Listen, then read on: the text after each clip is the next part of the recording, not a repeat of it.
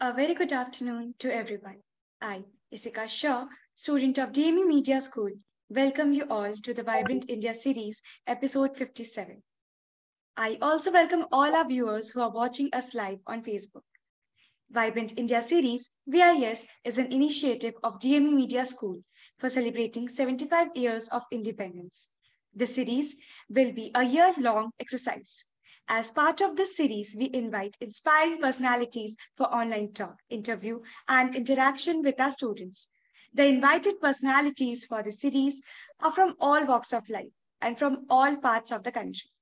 And today, our special guest is Veena, Sikri, Professor and Ambassador, Founding Trustee and Convener, South Asia Women's Network, Vice Chairperson, South Asia Foundation, New Delhi. We welcome you, ma'am. I would Thank like to you. take a moment and introduce Delhi Metropolitan Education to our viewers. DME is an A-grade premier educational institute affiliated to Guru Gobind Singh Indraprasth University, New Delhi, and approved by the Bar Council of India. The institute offers BBA, BA LLB, and BBA LLB and BAJMC programs. DME believes in imparting world-class education to its students while training them to develop and enhance their skills. This education and training enables them in taking up challenges of the industry and creating a space for themselves with their competence and vigor. DME Media School is one of the most promising media institutes in the country. It offers BA in Journalism and Mass Communication. It is recognized as a school of focus on growth of its faculty and students through academic and co-curricular activities. Major flagship events and initiatives of the school include BG Varghese Lecture Series, Peer-to-Peer FDP, International Film Festival Sikri, International Conference ICANN, and Ritika, Convention of Media Students. And newly added to the list is VIS, Vibrant India Series. It is our privilege to introduce to you the personality of episode 57 of the VIS. Guest of the day is a personality radiating motivation and light. Veena Sikri's career and experience straddle the worlds of academia and diplomacy. She has served for 37 years as a career diplomat with an Indian Foreign Service, including as High Commissioner to Bangladesh and to Malaysia, as Consul General in Hong Kong, and Director General of the Indian Council of Cultural Relations, New Delhi. She has held challenging and prestigious assignments at the Indian embassies in Moscow, Kathmandu, Paris, and the Permanent Mission of India to the UN in New York, where she represented India in the UN Security Council, ECO, SOC, and at summit meetings of the Non-Aligned Movement, NAM. After retiring from the Indian Foreign Service, Veena Sikri joined academia as professor, holding the Ford Foundation Endowed Chair, Academy of International Studies, Jamia Millia Islamia University, New Delhi. She was concurrently visiting Senior Research Fellow with the Institute of Southeast Asian Studies. Her work at ISEAS resulted in a book of Malaysia-India relations. Veena Sikri is the founding trustee and convener of the South Asia Women's Network, SWAN, while at Jamia Millia Islamia, Veena Sikri conceptualized and created this organization, which was launched in March 2009. Professor Veena Sikri is a vice chairperson of the South Asia Foundation, a secular, non-profit and non-political organization with 8 autonomous chapters across South Asia. I now request the technical team to show some glimpses from her life.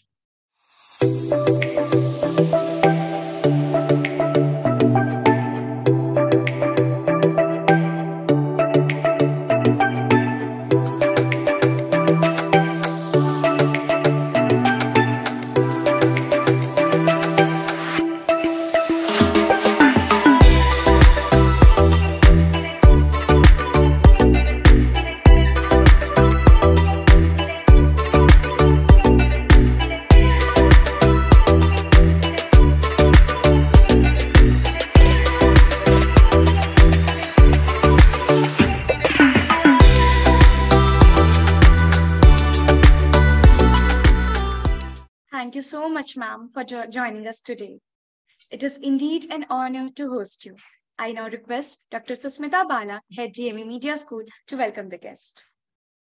Thank you, Ishika. Welcome everybody in episode 57 of Vibrant India series. We launched this digital program in 2021 on August 9 on the anniversary of Quit India movement. And we presented episode 50 of this program this year on August 15, when India celebrated 76th Independence Day. Vibrant India series is an initiative of DME Media School, Delhi Metropolitan Education. It is an online series to get inspiration from distinguished personalities. This program has been conceptualized and created by Professor Ambrish Saxena. Vibrant India series is a tribute to all those people who have made supreme sacrifices for the independence of our motherland. This program is a part of Azadi ka Amrit Mahotsav, a celebration on India completing 75 years of independence. Let us have a look at the eminent personalities who have graced the VIS during the last 1 year. 8 personalities from the Defense Forces have participated in VIS till date. These personalities belong to the Indian Army, Air Force, and BSF. These include Lieutenant General Sanjay Kulkarni, Lieutenant General Vinod Bhatia, Dr. P.K. Saxena, Colonel R.K. Dargan, Captain Dharmveer Singh, Group Captain Ashok Techodia, and Mr. Virendra Kumar Gaur from BSF. In this list, a woman as well, Squadron Leader Veena. 5 personalities from the education sector comprising Professor Ujjwal Chaudhary, Professor K.G. Suresh, Dr. Nakul Parashar, Dr. Saurabh Ghosh, and international science researcher, Dr. Sandeep Kumar, EIR expert in IIT Delhi, Dr. Dev Aikar, a media educator in the US, and Dr. Gurmeet Singh, a promoter of Hindi in Uzbekistan and Italy. 4 personalities from the journalism, broadcasting, and entertainment sectors have joined the VIS. 2 senior journalists, 1 as commentator, 1 personality from entertainment and animation industry.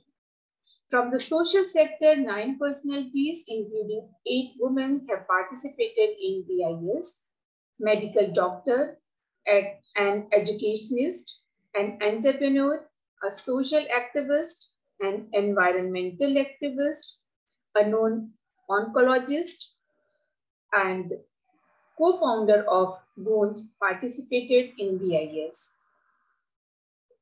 7 personalities belong to art, theatre, and literature, participated in VIS: Dr. Sachidanand Joshi, Mr. Arvind Gaur, Mr. Lakshmi Shankar Bajpayee, Mr. Aditya Arya, Ms. Kajal Suri, Mr. Rajesh Kumar Singh, Mr. Shubham Kumar, Mr. Joydeep Mukherjee. 2 personalities from the field of law and human rights have graced the VIS. 15 women have participated in 54 episodes of VIS.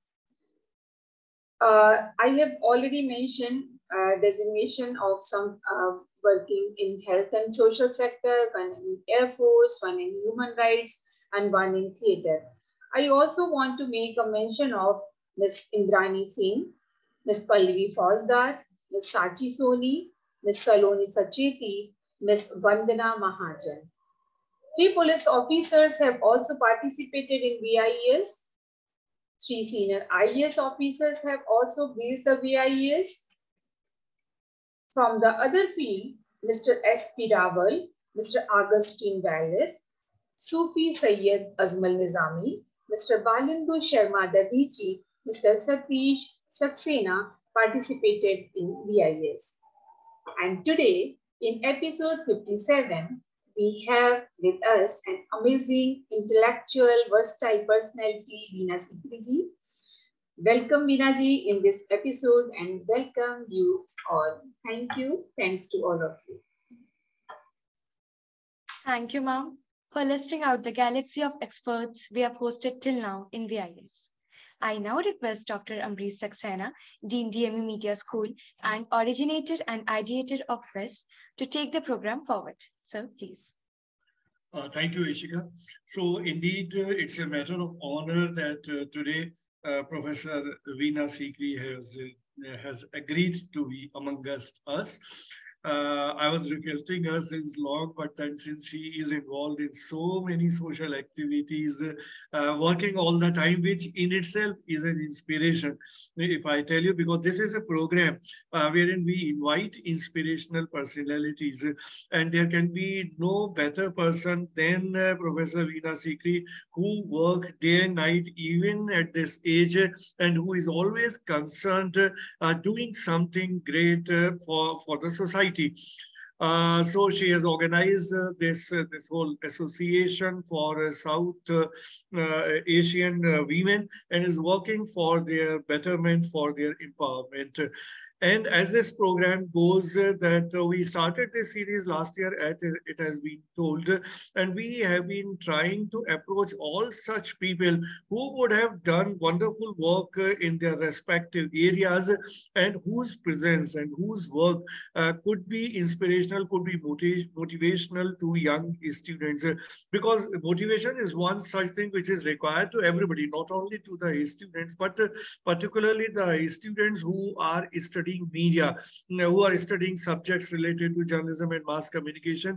They require a little guidance, a little orientation, so that they can understand what all they can do, what kind of difference they can make to the society by their deeds. So that is how this whole program has been conceived and is being executed. This whole program, Veena ji, if I can tell you, has been divided into 4 segments. After this introductory segment, we will request you to take it up further and to narrate your life journey. And the reason why I request a guest to narrate his or her life journey is I will request you to tell all your experiences with all your anecdotes, your meetings, your working with all top people of the country and outside, which can give us an insight as to what all you did, what all is important for us also to have an understanding of. And there could be certain problems, certain challenges that you would have faced. So if you can tell us about that, and also how you overcame all those challenges, meaning thereby that we, I mean, all students, teachers, and others can understand that if there are problems, if there are challenges, how we can overcome them and how can we create a space, create a way for ourselves, thereby helping the society and helping the human beings. So with this, I finish it here, and I request Professor Veena Sikri to please take it forward. And we would like to listen to you for about 15-20 minutes. And thereafter, I will be posing certain questions related to, I mean, these will be in the form of queries related to whatever you would have spoken. And we feel that there could be more than what you have told us, then we will make a request about that. Following which the session will be open to the students and they will be asking certain questions to you. So thank you, Veena ji, to be with us. I welcome you once again. And now the session is yours. Thank you. Thank you very much, Professor Amrit Saxena. It has been absolutely my honor to respond to your request and to join this Vibrant India series. I must congratulate you on conceptualizing this series and for carrying it forward. Now, number 57 already in the series is a great achievement. And this is indeed a wonderful idea because I think today's generation, today's youth, the youth of Delhi, the youth of India, north, south, east, west, all the youth of India need to appreciate what has gone before, but based on that, carry forward with their own ideas, their own initiative, and their own skills. And this is the beauty of India today, that after 75 years of independence, India today is one of the most aspirational countries in the world. The youth of India is completely aspirational. It doesn't matter which part of society you're from, rich, poor, it doesn't matter which community. Everybody shares in the aspiration to do better, to achieve whatever is your skill, and to excel in that, to reach the top of that line, and to work for family and country. You know, this aspiration, I would say, that is one of the great successes that we have seen in the last 75 years of independence. And I think, you know, the media school, the media as such, the media community plays a big role in disseminating all this so that people know what is happening and they want to participate in it. And their freedom to participate is also ensured by the constitution, by the programs. I mean, in the last few years, we have seen so many programs of inclusive development where women are included, so many, every community is included. And this is what gives the aspiration. So this is important. Basically, if I come back down to it, let me just say that very briefly, because I only have 20 minutes, I think three aspects, I would say, have guided me throughout my life. We ourselves are children of independence, born soon after independence. Today, you have children who have enjoyed the fruits of independence and can look forward to further freedoms. But having grown up in that post-independence period, and having, you know, myself coming from a family who came to India at the time of partition from Punjab, you know, from West Punjab. So we have grown up with all those, you know, the tragic, difficult times of partition, the people who lost their lives.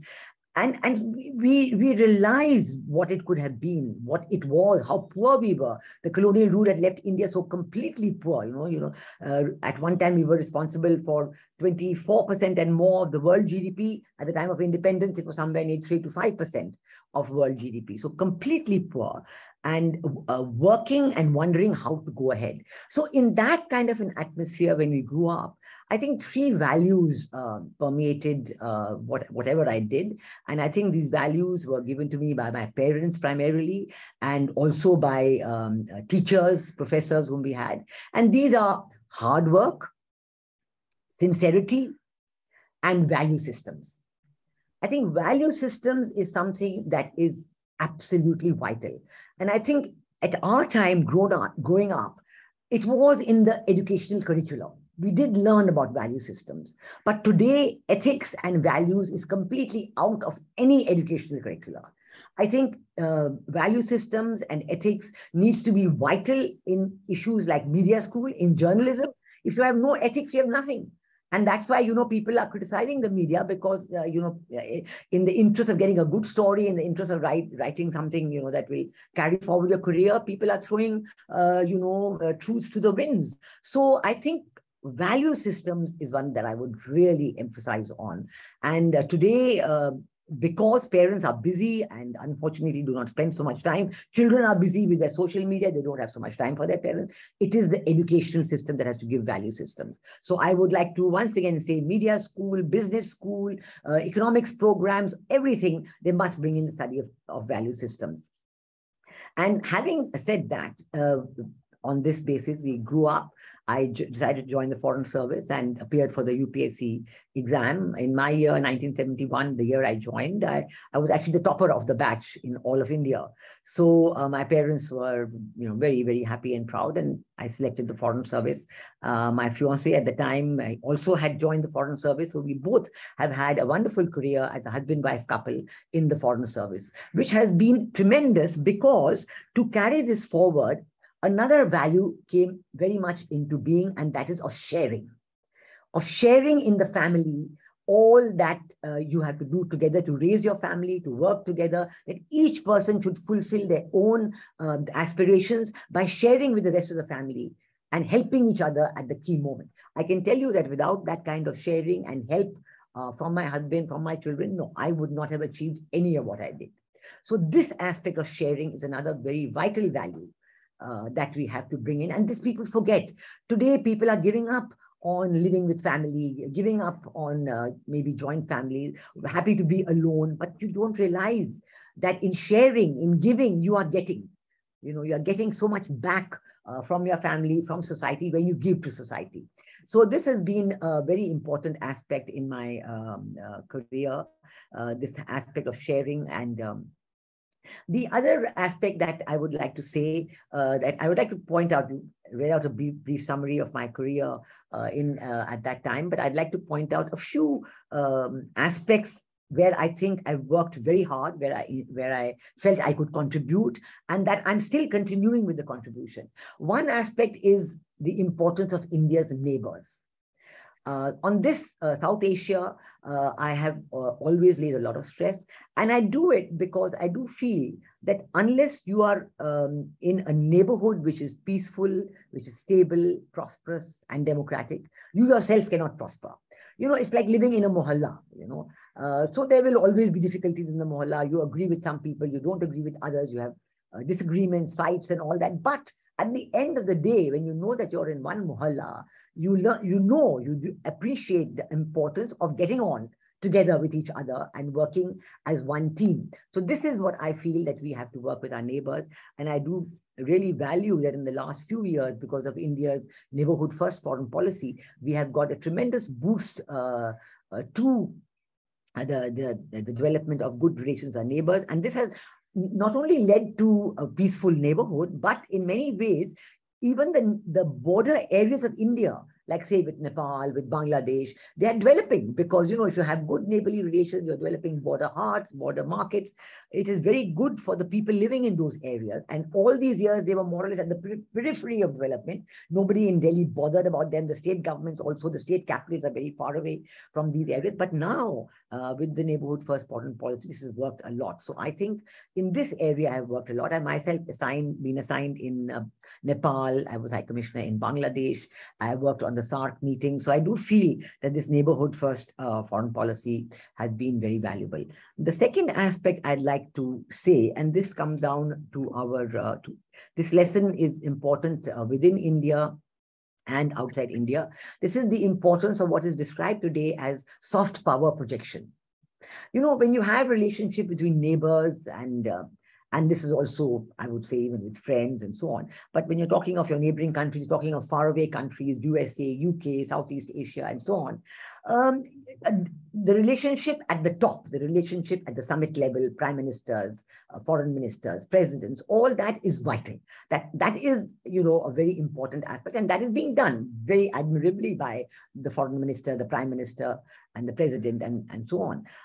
But in today's age of social media, in today's age of getting instant information, very often wrong information, but, you know, going somewhere and getting instant information, or these WhatsApp groups where people are circulating fake information, in this day and age, if you want to maintain the strength of your friendship, if you want to maintain the strength of what you are saying and you believe to be right, then you have to spread that on a much wider basis among the people.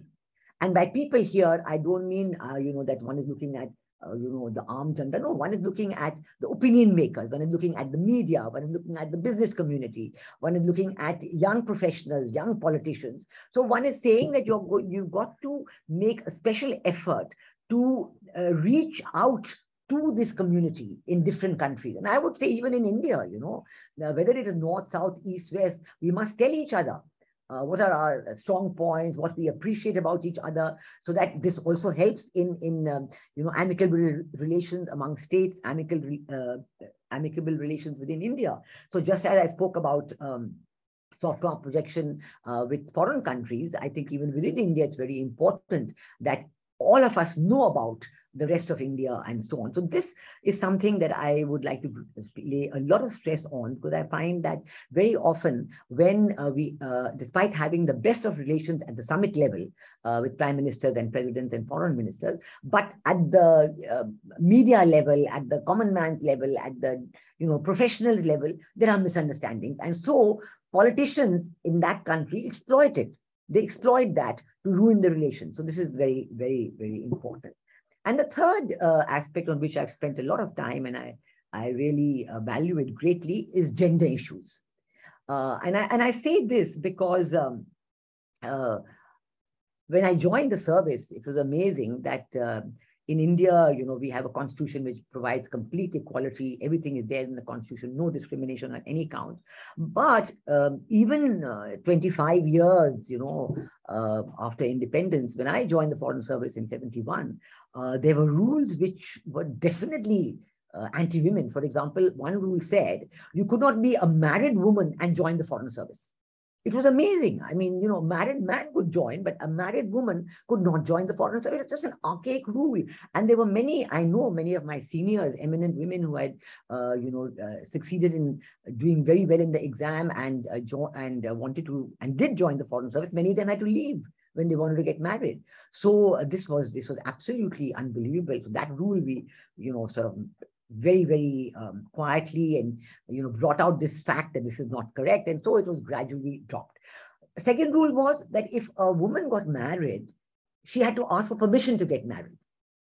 A man getting married in the service, it didn't matter. He would just inform that I'm getting married, so and so, that's it. But a woman had to ask for permission and had to wait for permission. So it's completely unequal, So that also we had to fight against. In fact, when I remember, when I asked for permission and a very pompous reply came, yes, you're getting permission, but in the course of your duties, if there's a difficulty, you may be called upon to resign or something like that. So it was really one of those very unfair situations which we had to face, and that also we had to remove. Then I found that when we were posted together in the same place, we were not getting equal pay. And they said, oh, this is husband and wife, so you need not get equal pay, you can get this. And at the same time, for 2 civil service officers in India, they were being given equal pay, or 2 DAs or whatever it is, but not in the missions abroad. So this took a long time, maybe 10 years. I suffered. A lot of the women at that time suffered, but now it's completely equal, and it's, we were able to win that battle. So what all this taught me, and then of course, as I told you, my postings in neighboring countries like Nepal and Bangladesh, and also meeting with so many colleagues from the neighboring countries, I realized that in South Asia, women have reached the pinnacle of success more than any other country in the world. For example, presidents and prime ministers, you have India, Pakistan, Sri Lanka, Bangladesh, Nepal. All of them have women leaders, women presidents, women prime ministers. Among the first in the world, we know the prime minister of Sri Lanka, Simava Bandaranaike, was the first woman prime minister in the world. Now, they achieved that. But what did it mean for the woman at the grassroots level, for the woman who's a young professional, who's fighting to get her career, for a working woman, for example? No, it didn't help at all. So I did realize right there and then that the condition of women at other levels has remained the same. And there the one big realization which came, and which I have tried to work through the South Asia Women's Network that I had conceptualized immediately after I left the service, that was there is a mindset. I'm very glad that DME has done, I believe, a documentary on the Me Too movement. And this is I'd like to see it at some time. I'd be very interested. But the point is that this mindset that I'm talking about is a patriarchal mindset. And it's followed sometimes by men and women, mothers-in-law, everybody very often have this mindset. And it has nothing to do with the rules and regulations. Your constitution gives you complete equality. Where you work, maybe there's complete equality. But this mindset is that invisible glass ceiling that prevents women from really achieving that equality. And that is why I have focused so much on gender issues. And this has been a very, very important aspect that we have taken up and continue to fight for. And I'd like to continue to talk about it afterwards, because it is something, it's an ongoing, not something that changes in a day. This has taken centuries to bring to this mindset, and now it's not going to happen, not going to go away easy. But we did a study, my South Asia Women's Network, we did a study on women in media in South Asia. We published a 2-volume report on that. Why media in South Asia? Because media today, in the age of social media, the media has a very big role in creating mindsets. And so if you want to change mindsets, it is the media which has to change it. So we actually studied this, did coordinated research of around 9 of our countries in South Asia, all the 8 SAARC countries plus Myanmar. And we realized that even though there are many women joining media and media schools, communication, mass communication facilities, educational facilities are full of women, maybe even more than men. But when they join, they face this problem and many drop out. So we realized that we have to work more with the media to make sure that they have indeed a more level playing field. And we are going to carry this forward now to the next stage of our research and to bring it into how governments can help. Should governments help? Should governments interfere? If how should they interfere? Or how can you do, for example, advertising sector? Advertising sector has a huge role in creating mindsets. You see a billboard there, which is the anti-woman billboard, and it stays in your mind for a long time, and that colors your approach to your fellow colleagues, your fellow women colleagues and others, and it has a tremendous, and I've seen myself some ads that are terribly anti-women. In fact, some of them have have been complained against and removed and so on. So again, all of this I'm trying to say was born out of my own experience and born out of what happened. I remember one of the very early experiences in my career when I was actually still a probationer on district training in Mahasu district in Himachal Pradesh, and that was when the Shimla summit took place, and Zulfikar Ali Bhutto came there, and Prime Minister Indira Gandhi was there, and at first. Zulfikar Ali Bhutto's wife, Nusrat Bhutto, was to come, but then she fell ill, she didn't come. So he brought his daughter along, Benazir Bhutto, very young, just out of Radcliffe, just going into Oxford. And the government, I think, decided that since I was probably the nearest in age to her, so I was her liaison officer for 5 days. It was a very valuable experience. It really was, baptism by fire, as it were. And the report I wrote on that was my first political report, and it was very well appreciated at the highest level. So it was a very, very good experience meeting her, arranging for her program, taking her around, seeing how she, through our program, could interact with people of her own age and experience, professionals, civil servants, academicians, and so on, so that she could experience that. That was a very valuable experience. And I also remember a few years later when I was in Moscow on my second posting, it was in the 80s, mid 80s, we did the Festival of India in the former USSR and Festival of USSR in India. And here again, this was a very valuable experience because we arranged this Festival of India in the former Soviet Union to go to 167 towns and cities across the Soviet Union, from Vladivostok in the far east to Minsk, which was a part of, which is of course that time the former Soviet Union, to Minsk and north, Murmansk in the Arctic Circle, to Samarkand, Bukhara in Uzbekistan. So these were all efforts to actually implement what I believed in, that you've got to get the message out. What does India stand for? What do we stand for? And what do we have, what the rest of the world would like to learn from us, and so on. So this is something that we have to spread this message as widely as possible. And I'm glad that I was able to do it as part of my experience. Then when I was DG ICCR subsequently in India in the 90s, I did the same. And we had Ramayan festivals in India. And it's amazing to see that the epic of the Ramayan has a resonance in Southeast Asia.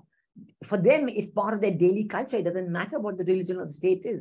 In Indonesia, which is the Muslim majority country, they do the Ramayana every day at Prambanan. And it's something worth seeing because all the people performing it are not necessarily of the Hindu religion. But when you ask them, say, no, this is our religion. This is our culture. Our religion is different. We are proud Muslims. We practice every day. But this is our culture. And culture has to be remembered. So there's so much you can learn from different countries. And when I was DG ICCR, we did a lot of that, which was very, very valuable. And subsequently, another experience I had was in Hong Kong. I was there in Hong Kong at the time of the handover when Hong Kong returned to China from the UK. And I always say that I never saw the beginning of the British Raj, but I certainly saw the end of the British Raj in Hong Kong when the Union Jack came down and the Chinese flag went up. But of course, it was the HKSAR, the Hong Kong Special Administrative Region, which now again has lost a lot of its freedoms. So that's an ongoing saga. But it was a very thrilling and enriching experience to be there at that time and to interact with all the people at that time. So, and certainly my last assignment before I retired was in Bangladesh, and that was a, tremendously strong learning experience. But at the time, the then government of Bangladesh, the then Prime Minister, that their views and the government of India's views are very different. But nonetheless, being there at that time, talking to the government at all levels, I made a special effort to reach out to the people of Bangladesh and talk to them. To the corporates, to the academicians, to the university, to the students in the university, to the young professionals. We all organize conferences between young professionals of India and Bangladesh to spread the message, which is going beyond the government. So, these experiences and these learnings come to me from my own experiences, from the experiences of my family, and carrying it forward into the future. Immediately after retirement, when I was held the professorial chair at Jamia Millia Islamia, I started the South Asia Women's Network, and this bringing together women leaders, members of parliament, heads of media groups, heads of NGOs, writers, creative people, bringing them together and exchanging views and seeing how in South Asia we can have sustainable development for the women of South Asia. In my view, the SDGs, the sustainable development, cannot be achieved unless you place women at the center of your, programs, because it is the women who are suffering. If you look at issues like malnutrition, the challenge of malnutrition, it is because the women are malnutrition and the children are malnutrition. That is why, the status of malnutrition in South Asia is the worst in the world. And in India, we can grow very strongly, but you have to look at the fact that so many of the children are, malnutritioned and being born stunted. But this problem cannot be solved without placing women at the center of it, because it is the women who carry the malnutrition from one generation to another. Their children then are malnutrition. And if their children are malnutrition, they don't develop properly. So that carries on. So we have to bring this out, that if you want to tackle malnutrition, bring the women at the forefront of the challenge and bring it out. So I think these are very important learning experiences for the youth, as they say it. I think that even the very fact that across the world, women, or shall I say all people, the society thinks that in India, women are very backward because the female labor force participation rate is falling and is very low, around 12%. Why does this happen? It happens because women drop out of the workforce. You may be trained as a doctor, you may be trained as an engineer, but if you have a problem at home, like during COVID, so many people lost their job. It's the women who dropped out first. And during COVID, the female labor force participation rate fell even more. And secondly, so many women are working in the unorganized sector. Their work is not recognized. They have no safety, no retirement benefits, nothing of the kind. So all these are aspects which make me very passionate about thinking that unless we work on this, and each of us has to, this whole, I told you about the media report. One of the amazing aspects that came across in the media report was that education about women in media and gender issues is not there in the curriculum of most media schools across South Asia. Bangladesh was the most developed in that.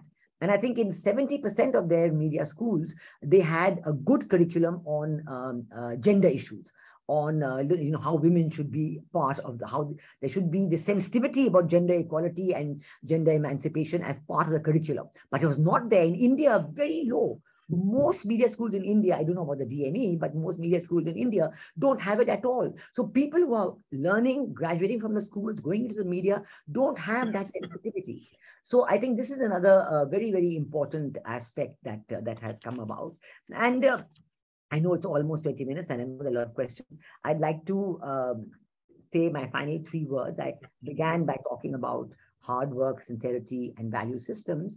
And I'd like to end with these 3 words that I heard very recently when the new Prime Minister of Britain, Rishi Sunak, when he was making his introductory statement and he was saying what he wants to do, but he spoke about 3 values. He spoke about integrity, professionalism, and accountability. Now, it struck me that that is, of course, very similar to what I had said in the beginning, hard work, sincerity, and value systems, because this question of accountability, this is karma. You know, you have to be accountable for what you do. The Bhagavad Gita teaches us that accountability is part of our DNA. You will always be accountable for what you do. Karma is yours. If you do a good karma, you will get the reward. If your karma is not good, you will not get any reward. But don't do a karma because you want a reward. Do it because you think it is right. Do it because it's the right thing to do. So that is it. You know, that you have to have the integrity to you do something that it because it's the right thing to do, not because you are looking for the reward, you know. And professionalism, of course, means that you have to have the training. You have to have, if you want to do something, you have to have the skill. So families, each of us has to identify our interest, identify our own skills, and then go ahead in life, because today the world is open. In our time, there were so few avenues open for people who wanted to work, especially for women. But today, you know, the sky is the limit. And I hope that our young people will take up this challenge. Thank you very much. Thank you, Professor Veena Sikri. It was really wonderful when you, talked about very precisely what exactly is to be learned by us, by all the younger generations, as far as their value system is concerned. And in DME Media School, obviously, we lay emphasis on almost the same thing, whichever way we can do within our limitations. Yeah. Obviously, there are a lot of things which are decided by the policymakers, by the regulators and all. So that way, any college or institute is not that, does not have that kind of autonomy wherein we can take our final decisions. But as far as delivery is concerned, because ultimately as teachers, as an educational institution, we are responsible to deliver and to give the kind of value system which is desired for the social benefit. So there is no obstacle in that if you have a clear vision and if you have that clarity that what exactly you want to deliver, what kind of students you want to grow to take care of the responsibilities. So to that extent, we are doing a lot. But certainly one important issue that you raised about the gender, as such in undergraduate, or even I would agree with you, even in the master's courses, in media courses, there is no specific paper or course on gender.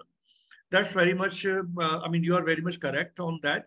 We have development communication related paper, development issues are there, wherein this gender is just one issue. And the way the gender as a subject has grown, wherein not only the women, we are talking about other sexes as well, and the kind of awareness which has started. So we are lacking, no doubt about that, but certainly keeping in mind whatever you said in this session, we at DME will try to do something more as far as gender sensitization is concerned. But like in DME, we organize the international research conference, media research conference. We organize the film festival. Therein, we try to take care of all such issues. We organize such kind of panel discussions or master classes on such kind of issues. Last time when we were organizing the international conference, we had 3 sessions on LGBTQ only, inviting people from those communities to have interactive sessions with the student. So all that we are trying to do certainly, but then your lecture, your talk has given more insight, and we will definitely try to do something more in this area. Okay. Now, talking about one important topic or the issue, which is an area of my interest as well. You refer to the SARC, and before that, when this NAC was, sorry, this non-aligned movement, NAM was at its peak, you joined the services that time, and you handled that aspect also in view of your working in neighboring countries and other countries with which India was having very good relations. And non-aligned movement was really delivering good at a time when there was a Cold War period and the world was bipolar. Now, after this world has gone unipolar, obviously NAM has been pushed back. And even, I mean, SARC is very much there, but as far as I can look at this, the kind of expectations which were there from the SARC, that is not seen somewhere. So how do you look at the present day world in the backdrop of NAM, in the backdrop of SARC, and the conditions which are happening today, like two big countries, Russia and Ukraine, are at war, and almost everybody in the entire world, every country is affected. So how do you look at the present day world scenario, keeping in view what you did yourself in the foreign services? Yeah, thank you. That's a very good question. Actually, I must say that I quite appreciated the role of the non-aligned movement. I participated myself in many non-aligned summits from Cuba to Sri Lanka, many of them. I was in Algiers for the foreign minister meeting, and it was indeed a great time because the non-aligned countries, the developing countries, G77, we always talked among ourselves as to how we can retain our independence while getting development for our people. So it was a very development-oriented process. And for example, one of the things we saw at that time was, the UN and all these organizations, including World Bank, IMF, they give you money, but much of that money is actually going back to that country, because their money that they give is tied to consultants who get a lot of, huge bonuses from these organizations. And a lot of the budget, 20-30% goes in paying for the administrative staff. And then even equipment sometimes comes from there. So it was not really something that was benefiting the developing countries. But after the end of the Cold War, I think what has emerged, I don't see necessarily as unipolar world, because although you're right that, the USA is certainly been a very, very strong and continues to be a very strong dominant force. But India has worked in the post-Cold War scenario for something called strategic autonomy. We're looking at multipolarity. We have always said that India believes in multipolarity. We're not talking about alignment between any bloc. So the spirit of the non-aligned word is there, but that word non-aligned has gone. It has morphed into, I would say, strategic autonomy, multipolarity. There are many words, because multipolarity means that, and strategic autonomy, what it means is that, at the same time, you can agree with, say, USA on some issues, but you can agree with Russia on some issues. And let's say with China, our economic cooperation is still going, although political differences are very, very serious because of the attack by China, in 2020 in the Ladakh sector. So this is the point, that strategic autonomy is alive. And even today, our Prime Minister, our Foreign Minister, they talk about strategic autonomy. I think it's a very valuable concept. And the Ukraine-Russia war that is going on has highlighted the importance of strategic autonomy. Because today, you have the world looking at how do we bring an end to this? People are mentioning Prime Minister Modi's name again and again as a person who's able to talk to both sides. Just yesterday, President Putin made a speech where he praised Prime Minister Modi, and with President Biden, our Prime Minister has a very active and dynamic relationship. So the maintenance of strategic autonomy has helped India in its quest for multipolarity, in saying that every country should have the autonomy to develop how they want, and to form groups and to be friends with people who they see in their national interest. And of course, value systems again come in, because, UN Charter, the value system, UN Charter, they are there, they are paramount. And from here, I can go immediately to the aspect of regional cooperation that you mentioned. And yes, you're right that SARC has been very disappointing, because SARC was being held hostage to all the differences, bilateral differences, say between India, Pakistan, and so on. So, but it doesn't mean that because of that, the concept of regional cooperation has gone. No, I would say the concept of regional cooperation is very alive and well. For example, even within SARC, there was a grouping which has formed and which is doing very well, which is BBIN, Bangladesh, Bhutan, India, and Nepal. So this is the very interesting grouping. And now we're talking of connectivity, we're talking of, ease of movement of vehicles and so on and so forth. So we are talking about, again, here I come into this concept of strategic autonomy. We've said that, look, in SARC, if the motor vehicles agreement is going to be held up because some countries are not signing, so a group of smaller countries, a smaller group can sign the same agreement. And then you also have, so you have BBI, and then you have BIMSTEC. BIMSTEC is the Bay of Bengal Initiative for Multisectoral Technical and Economic Cooperation, where you have countries like Myanmar and Thailand, and of course Maldives and Sri Lanka and India and Nepal and Bhutan, all they are there. So this, the cooperation in BIMSTEC, and the BIMSTEC headquarters is in Dhaka. The SAARC headquarters is in Kathmandu. So this cooperation through BIMSTEC is continuing. So absolutely, we have not given up on regional cooperation. Regional cooperation is vital. In fact, the whole neighborhood first foreign policy is based on strengthening regional cooperation, because India cannot be economically prosperous without carrying our neighbors along with us. You cannot have stability and prosperity in India, which we all want, at the same time if you have instability at the border.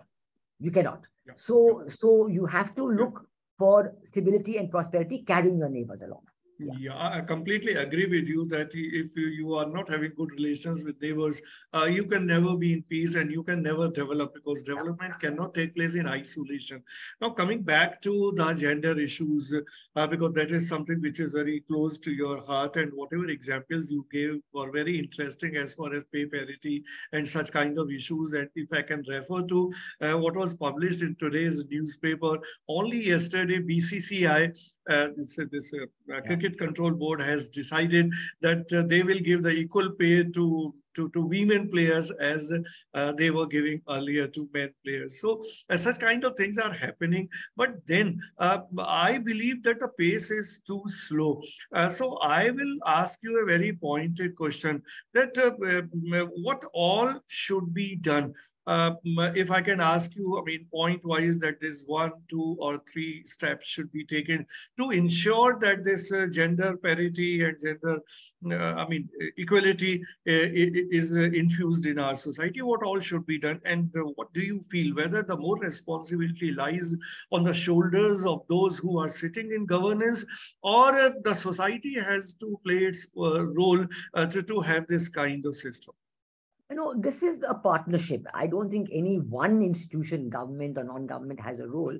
But I think that as far as the constitution is concerned, laws are concerned, or even triple talaq has been banned. So, the effort to make society gender inclusive and gender equal, that effort is there all along. But obviously, as you said quite rightly, it is not showing results and the progress is very slow. So what can we do? What we can do has to come at the micro level. So at the macro level, it is there in terms of laws and equality and so on. But at the micro level, each school, each institution, girls going to school, having toilets for girls in school, are they dropping out of school or not? What is the potential for girls to practice sports? I think it's wonderful that BCCI has given equal pay. So it will be very aspirational for young girls also to do well in cricket and not just the boys. But what are the facilities for them to do well? And on top of everything, what is the nourishment? I mean, to play a sport, you have to be physically strong. And are our girls within the family receiving enough nutrition? The girls are given food last in the family. The wife, eats last. It's a very South Asian tradition, So the men folk eat first. The head of the family eats first, the brothers eat first, and then the mother and the girls eat last. So these things has to change, and we have to recognize the need for this change. It has to come at the panchayat level. And I think that, in urban areas, the situation is much better, because in urban areas, although there's a lot of crimes against women, which is unacceptable.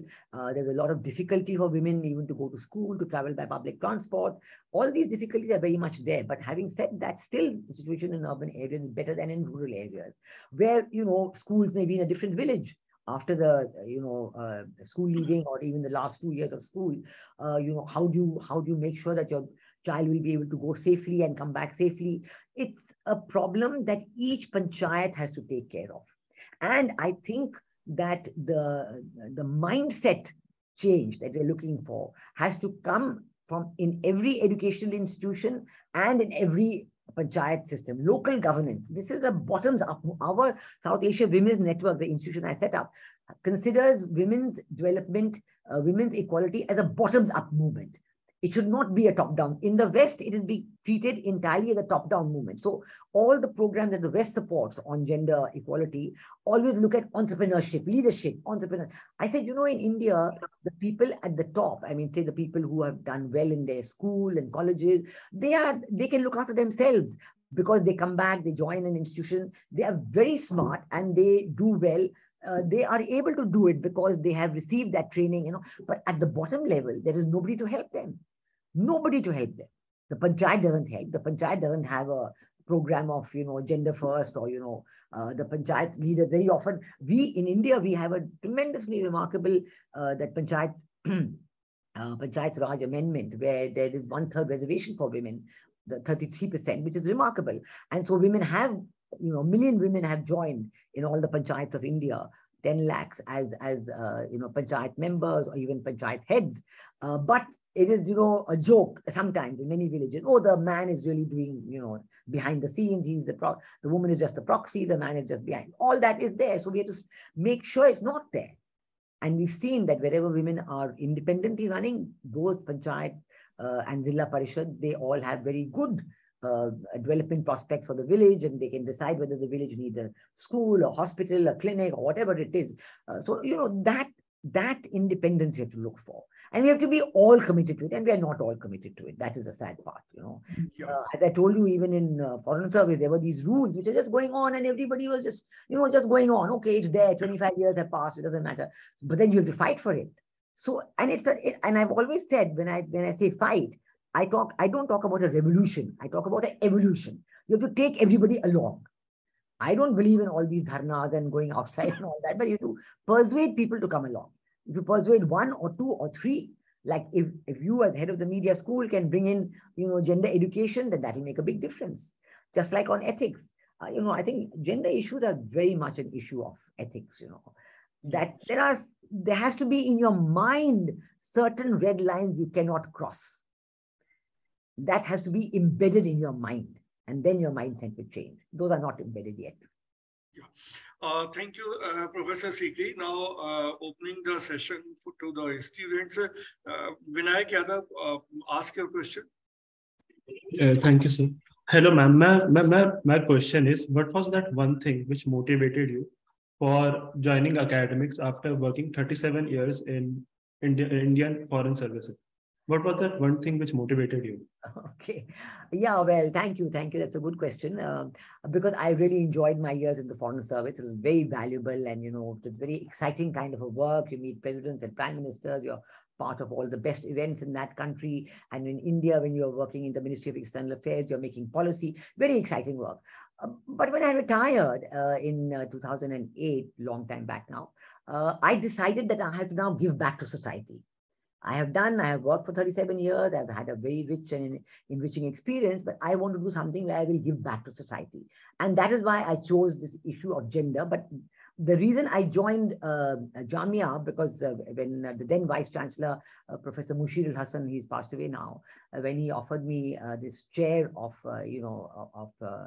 Ford Foundation Endowed Chair in Jamia Millia Islamia, he and I agreed that I'll work on South Asia. And that was a passion for me. South Asia had always been, neighboring countries had been a great interest. And he was particularly focused on Bangladesh, but I had just completed my tenure as High Commissioner to Bangladesh. So I started Bangladesh, but it became an all South Asia program where we would do that. So that was very valuable. And then when I started working on this all South Asia program, from there, the women of South Asia, SWAN, what we call SWAN, that evolved out of that. So my interest in gender and interest in South Asia came together, and the South Asia Women's Network took birth. But really, it has been working on this South Asia Women's Network is something entirely giving back to society, trying to correct the situation that is harming the interests of so many women and so harming the interests of society as well.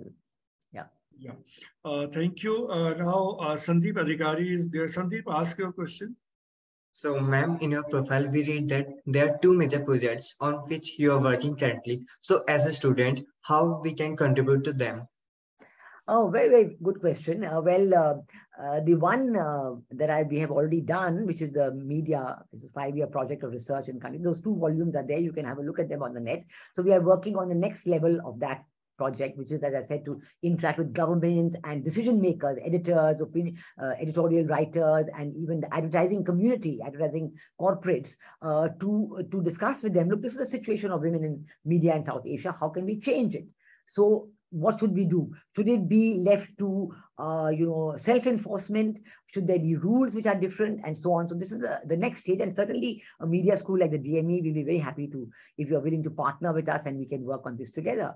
Our second project is on rural tourism, and we're going into the rural areas to empower the women at the rural level to take on this task of welcoming guests from outside, making programs for them, and training the women in the village on, because the women in the village are doing all the work, whether it is agricultural work, they are doing, then, for example, waste management, they are doing, cuisine, they are doing. So they're doing all the work, but getting no reward for it. Rather, they are, it's just, everything is just put onto them. So we are saying, okay, they're doing the work, they have the expertise, let's train them up so that then they can welcome guests and get a commercial, what to call a social enterprise going. And that will give them a return on their work, which will be very valuable. It will empower them. They'll be recognized as contributors to the society and the family welfare. So this is a very exciting project, and we're taking it forward. But in fact, we've already discussed with Professor Amrit Saxena how we'd like to do this e-portal and e-training of the women. So linking up the women from one central point to all the villages of South Asia, and of course in India also. So this is all, I think the media school has a big role to play. I hope all of you will join in. Thank you, Professor Veena, Sikri. Obviously, whatever you are doing, we are with you. Whatever contribution we can, we are always there from DME Media School. Thank you. So moving on, Ishika Shah, you want to ask question? Yes, sir. Greetings, ma'am. As you have worked in foreign countries and now in India, so, ma'am, what is your experience? And, ma'am, do you feel any kind of difference? Well, I think, there is differences in the sense of one country may have a different level of development, another country may have a lower level of development, one will have a higher level of development. So these differences you always see, and these are what I call the visible differences, but these are minor, I think that one of the most important differences that I've seen that, and I think here we in India have to be careful, that in the West particularly, the family system is disappearing. And this is very tragic, And in fact, it is very sad that the family system is breaking down. People are living on their own. They don't even think of, the family support. And these issues are very bad for the individual. And what it means for the elder person is that that person is no longer valued by the family. And he or she is spending a very lonely old age.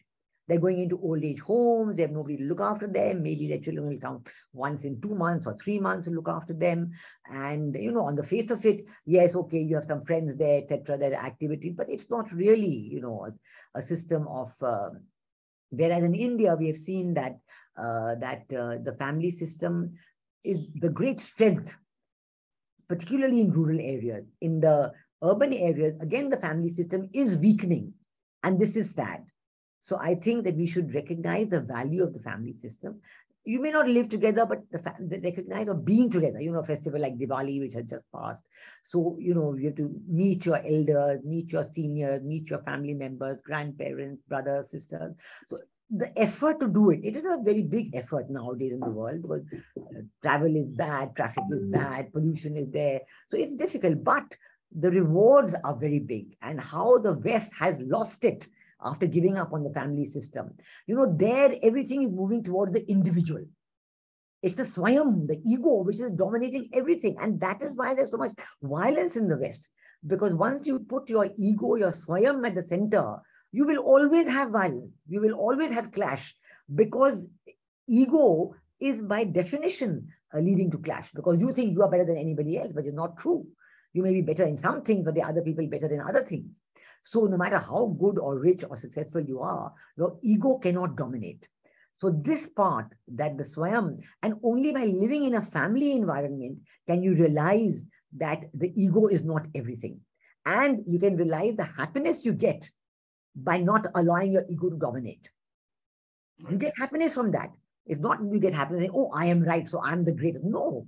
Oh, you may think for a few seconds that you're happy, but other people don't think well of you. My God, what a terrible egoistic guy he is. I mean, I'm not going to meet this guy again.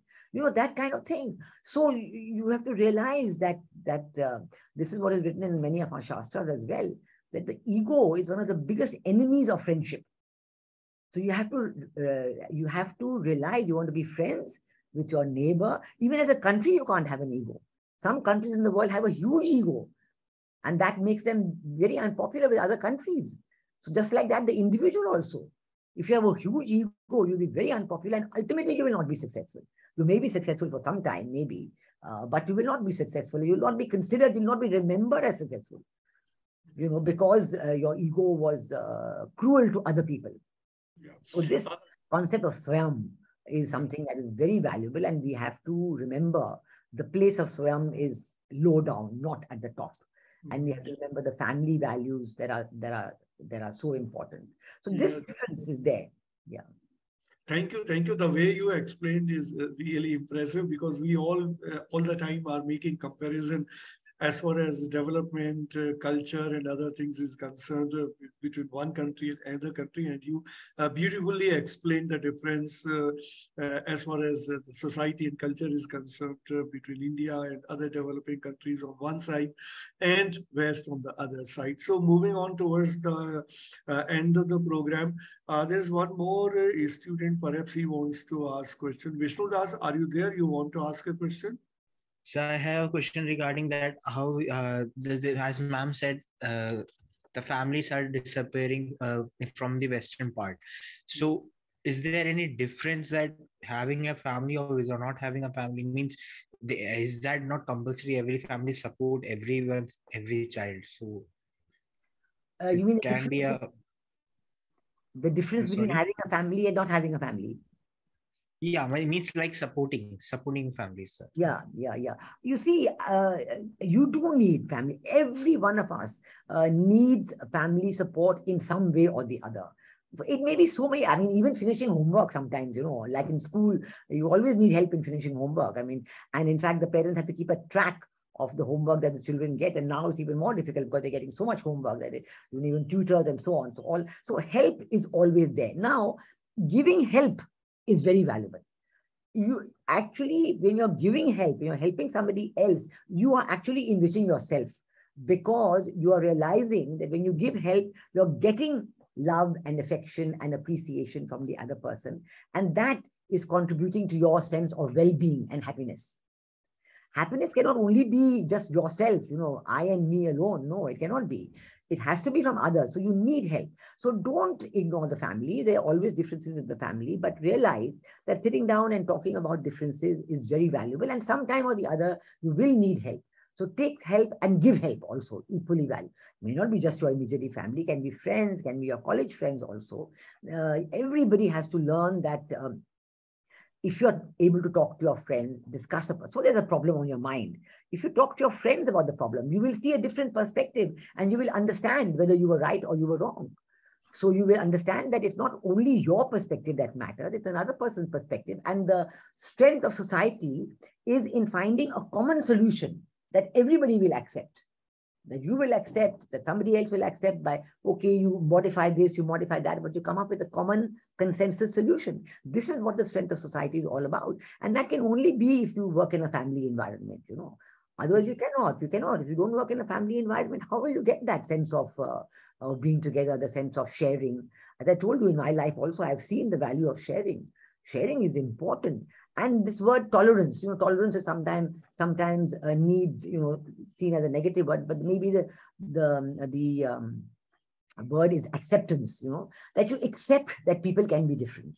And if you accept that people can be different, you're always willing to help them.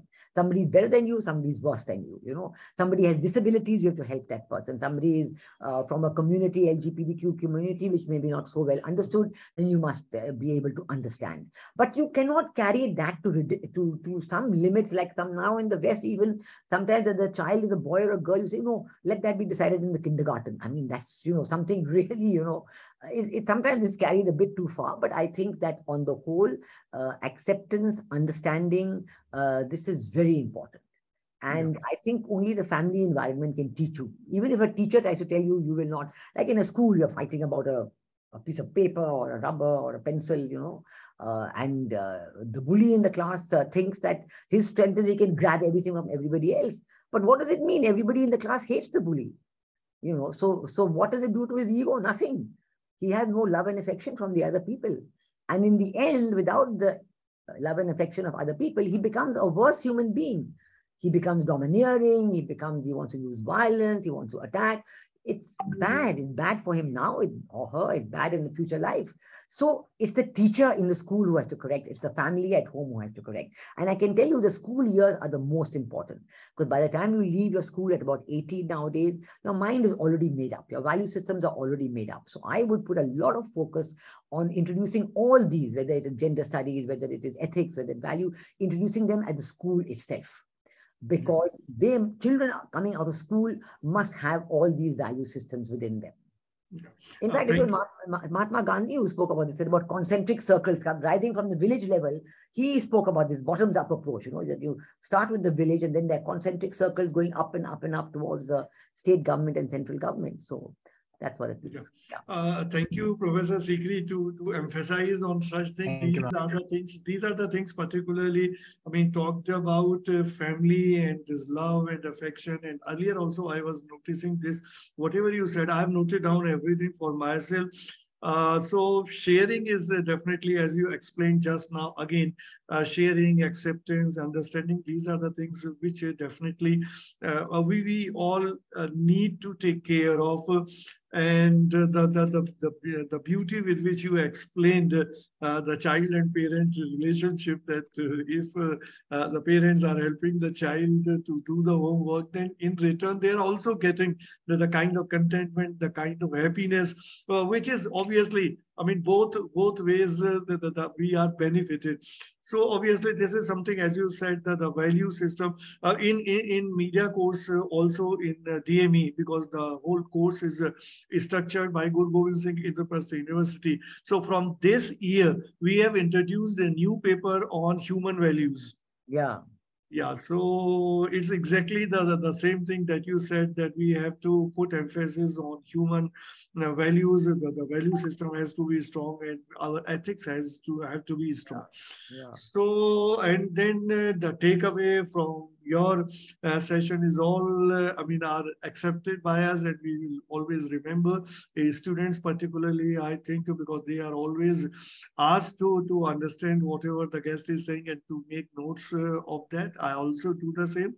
So the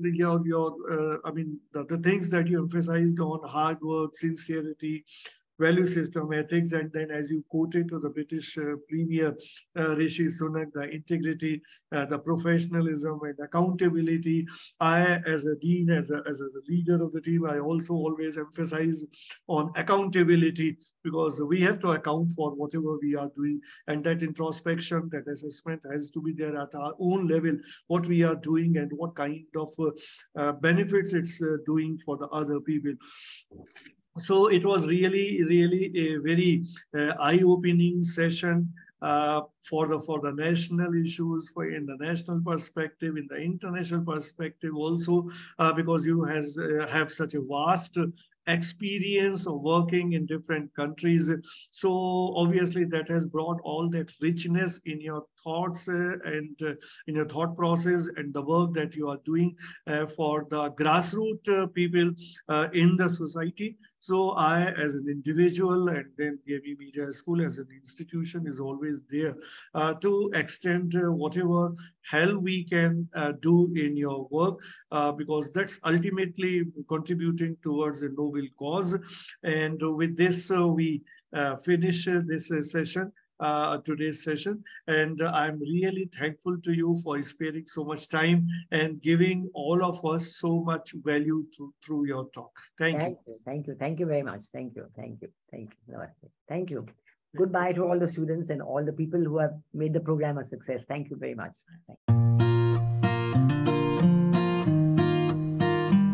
The first impression that comes to our mind about any college: tall buildings, big classrooms, large lobby areas, thick books, IT labs, assignments, class tests, and projects, nothing besides that.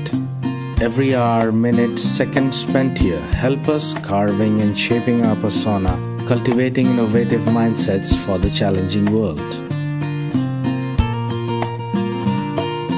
Learning is a lifelong process. Sharing knowledge, inculcating values of life, spark the innovative horizons of mind. Fun and frolic is the nature of every nook and corner here. A daily dose of thrill we are sure to get here.